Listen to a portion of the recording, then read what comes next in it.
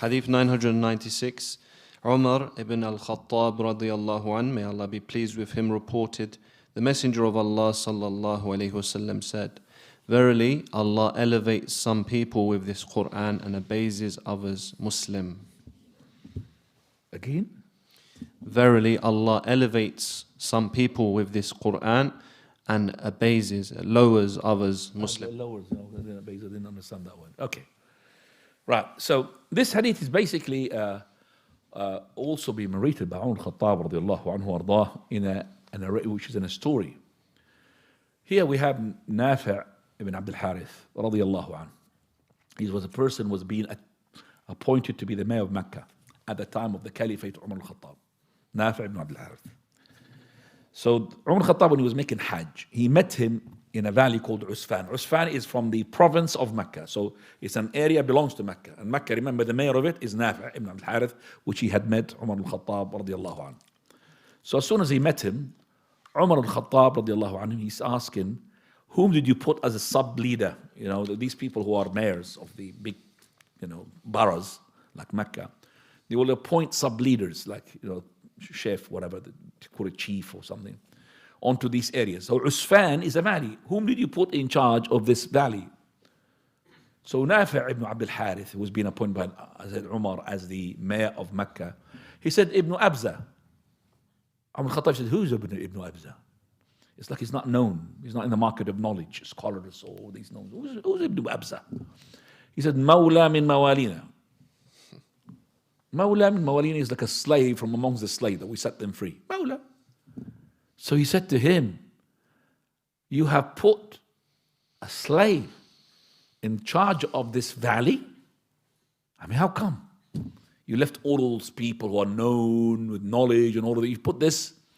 So he said to him, إِنَّهُ قَارِئٌ لِكِتَابِ اللَّهِ. He's a person recites the Quran, the book of Allah Azza wa Jal. إِنَّهُ قَارِئٌ لِكِتَابِ اللَّهِ. That's number one.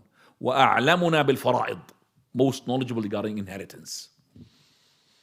So Umar al-Khattabi said, صدق رسول الله. Prophet of Allah was truthful.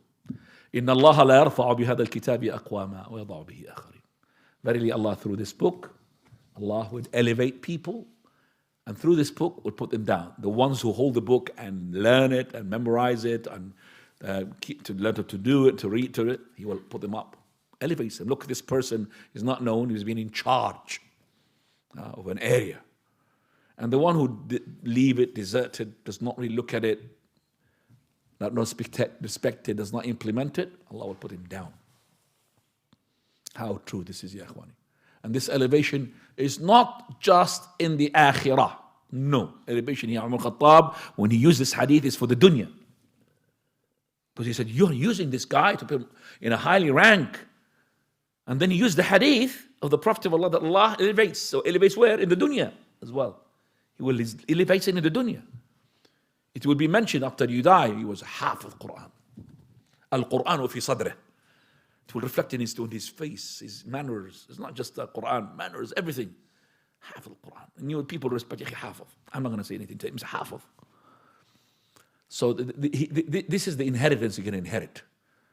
This glowing that Allah is going to give you in this dunya. Before your grave, even in the grave, you'll have a specialty. On the day of Uhud, when 70 of the companions were martyred, they used to dig small, a few holes. They couldn't even dig 70 holes, a lot. Remember, they didn't bury them in the cemetery. They buried them in the hard rock area, which is near Uhud. So they dug some few graves, and they started putting 2, 3 inside the grave.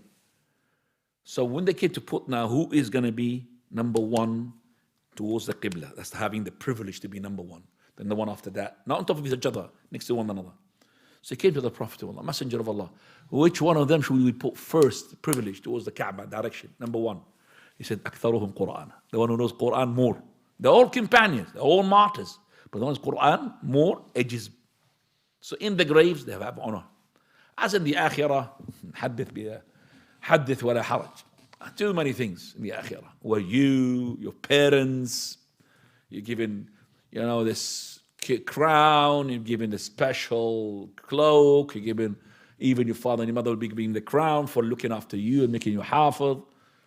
Lots of things. We're going to come, inshallah, to it slowly when we do the hadith. طيب.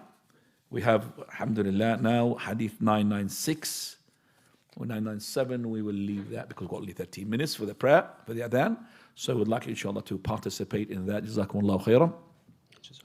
So, ikhwanillah, for the last thing, that the this ummah is her honor, and her highest thing is to be connected to its Quran.